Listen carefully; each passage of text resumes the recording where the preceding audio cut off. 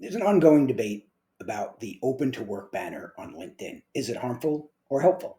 Well, I recently did a video and I talk often about the availability heuristic, the bias in persuasion classes, other communication classes that I teach.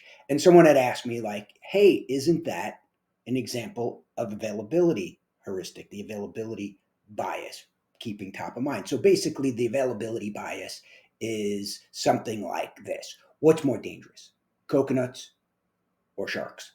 Well, immediately you think, well, it's sharks, right? Because there's horror movies about sharks. There's news articles about shark attacks, right? There's no articles or horror movies that I know of about coconuts falling and harming or killing people. However, statistically, falling coconuts are more dangerous. All right, so that means that having the open to work banner makes you more readily available in someone's mind, so it's more valuable. Well, the thing to consider is that just because you're visible doesn't mean you're valuable. All right, here's the rub. On paper, the open to work banner seems like a smart move. It puts your name in front of recruiters, right? Got it. That's a good thing, right? However, but in some circles, it's seen as desperation and not demand. So think of it like walking into a party and you have a sign on you that says talk to me. Well, it might work. It might work pretty well, even though other people are going to be put off by it and like, I don't want to talk to this person. That's a bit odd, right?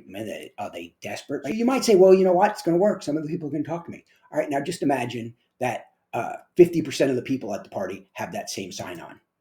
Compare that to the open to work banner. Well, what's going to happen? That one benefit that you're getting from it, where some people might be like, yeah, this is somebody I want to talk to. It's interesting. They're opening conversation. I like that, right? Now, when 50% of the people do it, it loses that novelty and that interest. And so that's, gone.